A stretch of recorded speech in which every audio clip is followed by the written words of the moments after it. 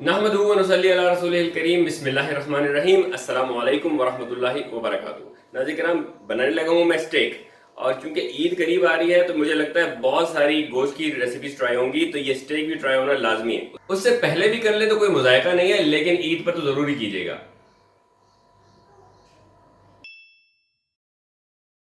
तो दोस्तों, this is long awaited steak हमारा है, ये हम बनाने लगे हैं। ये मैंने सरलॉइन स्टेक ले लिया है और इसकी जो मोटाई है तकरीबन वो 1.25 इंच के करीब है और ये बोन के समेत है। बोन के समेत मैं इसलिए बना रहा हूँ कि ये बोन इसको इंटैक्ट रखती है और इसकी वजह से बोन का भी एक जायका इसके अंदर आ जाता है। और इसके अंदर आप देख रहे हैं बड़ा खूबसूरत सा टेक्सचर है और इसके साइड में भी हल्की सी चर्बी लगी है। वैसे तो मैं ज़्यादा प्रेफर उसको करूँगा कि जिसके अंदर ज़रा ज़्यादा कोई मार्बल हो, यानी इसके अंदर चर्बी की मिकदार थोड़ा अंदर इस गोश्त में ज़्यादा हो, मगर इसकी क्योंकि शायद जानवर इतना बड़ा नहीं है तो इसलिए इतनी ज़्यादा चर्बी इसमें मौजूद नहीं है, लेकिन इट विल डू इंशाल्लाह। तो ये पीस हमने ले लिया है। सबसे पहले इसके ऊपर जो एक्स्ट्रा मॉइस्चर है हम उसको रिमूव कर लेंगे एक टॉवल के ज़रिए से। और फिर मैं ये नमक ले लूँगा और एक जेनरस अमाउंट ऑफ नमक जो है वो इसके ऊपर, ये नमक जो है ये अच्छा खासा पिसा हुआ है। और इसको पिसा हुआ नमक लेने की वजह यह है कि ये जल्द जज्ब हो जाए इसके अंदर। अदरवाइज़ कोशर सॉल्ट वगैरह भी इस्तेमाल हो सकता है जिसके अंदर टाइम लगता है। वैसे तो इसको भी टाइम ज़्यादा दिया जाए, यानी 24 घंटे का टाइम दिया जाए तो ज़्यादा फ़ायदा रहेगा, लेकिन हम इसको थोड़ा टाइम देंगे और पकाएंगे इंशाल्लाह ताला, और इस तरह भी बहुत मज़ेदार बनता है। तो मैं एक जनरस अमाउंट ऑफ नमक जो है चारों तरफ इसके डालूँगा। बिस्मिल्लाहिर्रहमानिर्रहीम।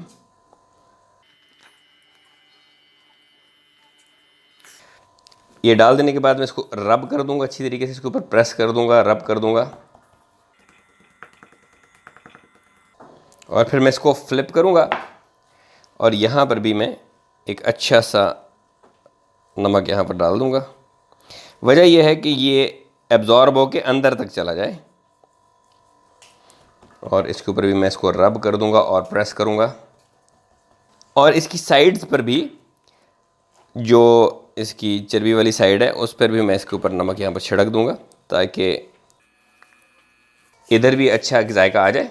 ये लगा देने के बाद मैं इसको तकरीबन 1 घंटे के लिए मैरिनेट होने के लिए छोड़ूंगा ताकि इसका ये नमक इसके अंदर अच्छी तरह से जज्ब हो जाए, और इसको मैं रखूँगा फ्रिज के अंदर।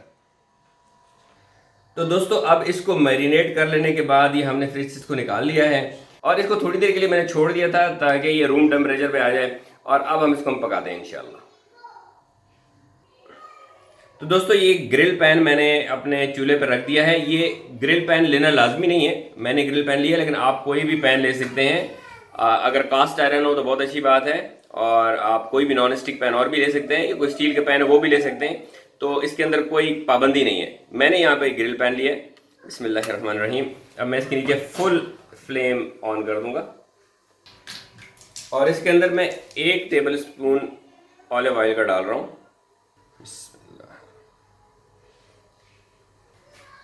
अपने पैन को मैं मूव कर लूँगा ताकि ये ऑयल जो है स्प्रेड आउट हो जाए।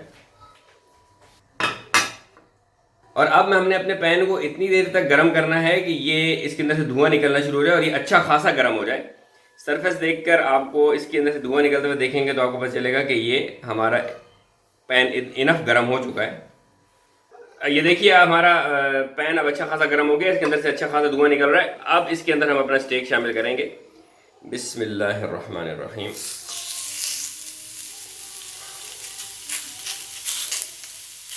और जब हमने अपना स्टेक शामिल कर दिया इसके अंदर, तो अब इसको हम मिलाएंगे नहीं और इसको तकरीबन 3 से 4 मिनट के दरमियान टाइम देंगे। अगर मैं ये देखूंगा कि कहीं से ये इवनली नीचे प्रेस नहीं हो रहा तो उसके लिए मैं थोड़ा सा इसको प्रेस भी करूंगा, और अगर मुझे लगता है कि इवनली बीच नीचे जो है टच है पैन पर, तो फिर मुझे इसको प्रेस करने की ज़रूरत नहीं है। और अब तकरीबन 3 मिनट गुजरने के बाद हम इसको फ्लिप करेंगे। बिस्मिल्लाहिर्रहमानिर्रहीम। ये देखिए, और इस तरफ से भी मैं तकरीबन इसको 3 मिनट दूंगा।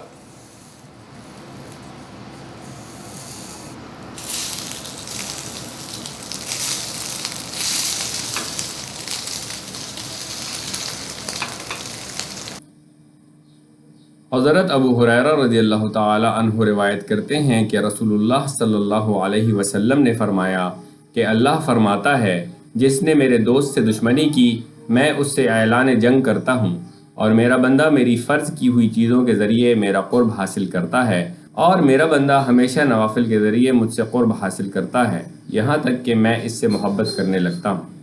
और जब 3 मिनट मज़ीद गुजर चुके हैं तो अब मैं इसको यहाँ से फ़्लिप करूँगा और इसकी जो साइड है उसको भी थोड़ा सा प्रेस करके यूँ पका लूँगा।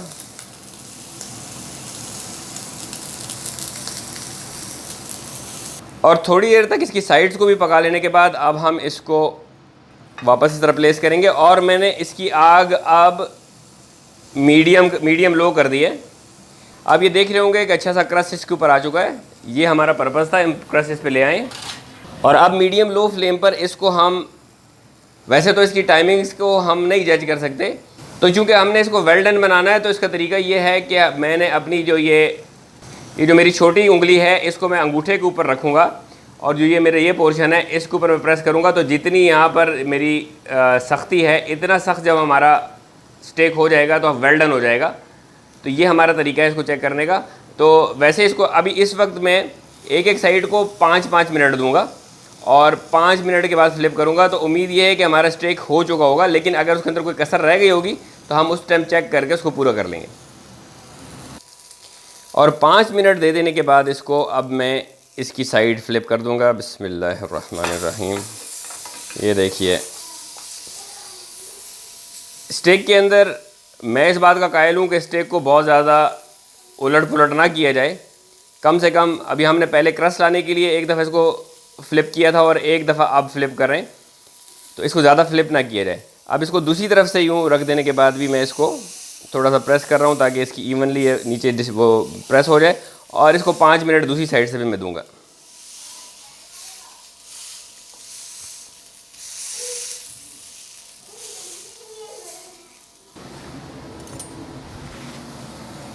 जब इस साइड से भी तकरीबन 3 मिनट पक चुकेगा तो मैं इसके अंदर तकरीबन 1 टेबल स्पून इसके अंदर मैं मक्खन शामिल करूँगा।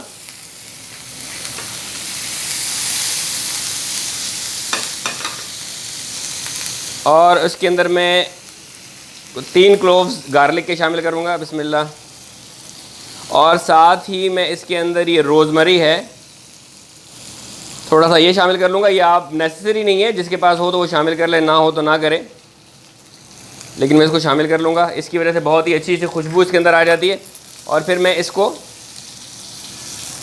अपने पैन को ऐसे करूँगा कि ये इवनली ये मक्खन इसके ऊपर चला जाए। और वाइल डूइंग सो मैं ऐसा करूँगा कि एक चमचे की मदद से मक्खन लेके इसके ऊपर भी डालूँगा।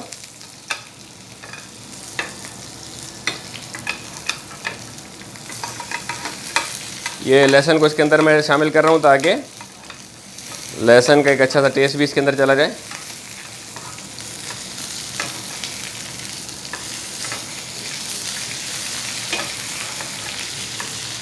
और जब लहसुन हमारे थोड़े से सुर्ख होने के माइल होंगे तो हम इस लहसुन को उठाकर तो अपने पीस पर रख लेंगे ताकि ये जले नहीं।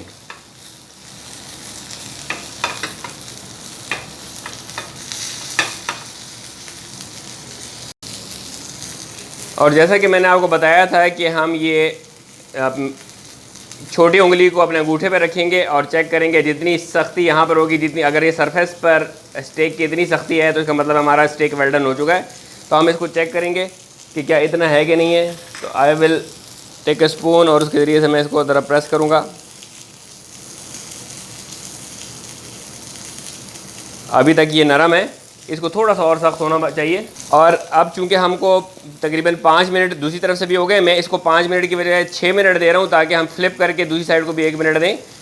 तो इस तरह क्या होगा कि दोनों तरफ सरफेसेज जो है ना वो पकेंगी भी और थोड़ी सख्त भी होंगी ताकि हमको हमारी रिक्वायर्ड डननेस मिल जाए। और अब तकरीबन 6 मिनट गुजर जाने के बाद मैं इसको लहसुन को इसके ऊपर से उतारूँगा और इसको फ्लिप कर लूँगा फिर से। बिस्मिल्लाहिर्रहमानिर्रहीम। Here you are.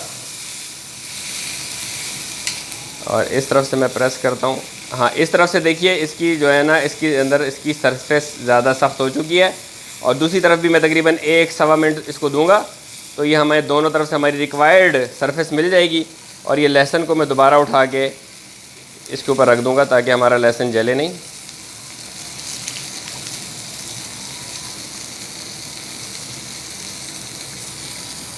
और जो हमारा बटर है उसको भी मैं थोड़ा थोड़ा इस तरह से भी उठाकर तो इसके ऊपर डालूँगा ताकि ये इसका टेस्ट इसमें इन्फ्यूज़ हो जाए।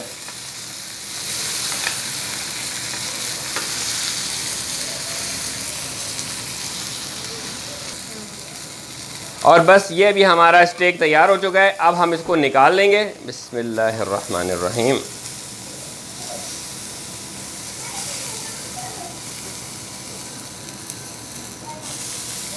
आग मैंने नीचे बंद कर दी है।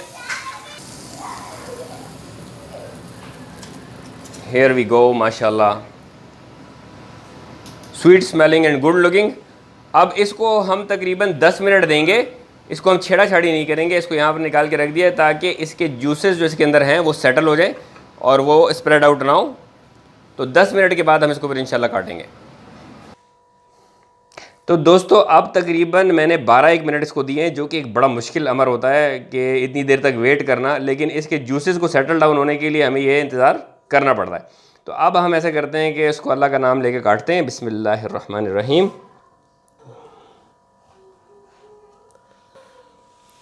ये देखिए, माशाल्लाह माशाल्लाह, अंदर से इसकी डननेस देखिए। कोई वो हमारा जो एक दिल में होता है वो वाली चीज़ नहीं है। और इसके ये देखिए जूसेस, ये देखें तो जूसी भी है और डन भी वेल डन है। तो एक परफेक्ट वेल डन स्टेक ये बना है माशाल्लाह। अब इसको मैं इसके मज़ीद भी पीसेस काटता हूँ आपके सामने ही, और फिर हम इसको टेस्ट भी कर लेते हैं। और चूंकि मैंने, आपने नोटिस किया होगा कि मैंने इसके अंदर सिर्फ नमक का इस्तेमाल किया है। जो लोग इससे ज़्यादा यानी कोई काली मिर्च वगैरह इस्तेमाल करना चाहते हैं या और कोई ऐसा स्पाइस के अंदर इस्तेमाल करना चाहते हैं, मैं ये रेकमेंड करूँगा कि वो इस टाइम इस्तेमाल कर लें, पहले से इसके अंदर न डालें। पहले इसको सिर्फ नमक में पकाएं। दोस्तों टाइम आ गया है इसको ट्राई करने का, और मैं उठाता हूँ इसको। बिस्मिल्लाहिर्रहमानिर्रहीम। ये वाला पीस है, ये तो आप देख रहे हैं, ये तो वैसे ही बहुत अच्छा लगता है क्योंकि इसके ऊपर क्रस्ट ज़रा ज़्यादा होता है और इसका इनर साइड वो होता है। और वैसे भी जब स्टेक खा रहे होते हैं तो हर बाइट में थोड़ा सा क्रस्ट वाला पीस लाना वो बेहतर ही होता है क्योंकि उसकी वजह से टेस्ट ज़्यादा अच्छा हो जाता है। और मैं इसके अंदर कोई और चीज़ शामिल नहीं कर रहा। वो जो नमक हमने जिसके अंदर मैरिनेट किया था इसको सिर्फ उसको इस्तेमाल करेंगे, उसी के साथ खाएँगे। अगर आप चाहें तो आप इसके अंदर काली मिर्च वगैरह और चीज़ें इस्तेमाल कर सकते हैं, मगर मैं इसको रॉ ही खाऊँगा और मुझे इस तरह रॉ खाना इसको पसंद भी है। तो बिस्मिल्लाहिर्रहमानिर्रहीम।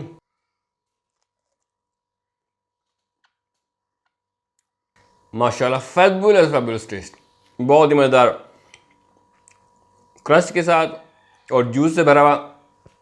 मैं इस पीस को एक तरफ करता हूँ और दूसरा पीस उठा के देखता हूँ जिसके अंदर क्रस्ट की थोड़ी सी कमी है क्योंकि वो साइड पीस है। तो इसको चेक कर दें।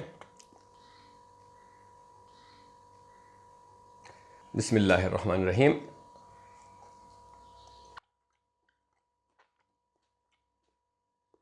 माशाल्लाह, अल्हम्दुलिल्लाह, बिल्कुल मुंह पानी से भर गया, बहुत ही मज़ेदार। और चूंकि हमने इसको मैरिनेट करके रखा हुआ है, इसका माशाल्लाह से नमक अंदर तक चला गया और it taste very very good. तो आप लोग ज़रूर ट्राई कीजिएगा और अपने तजर्बे से मुझे ज़रूर आगाह कीजिएगा कि आप लोगों से कैसा बना। वीडियो पसंद आई हो तो लाइक कीजिए, शेयर कीजिए, चैनल को सब्सक्राइब करके ऑल नोटिफिकेशंस ऑन कर दीजिए। फेसबुक और इंस्टाग्राम पर मैं आपके फीडबैक का इंतज़ार करता रहूँगा। तब तक के लिए अस्सलामु अलैकुम वरहमतुल्लाहि वबरकातुहू।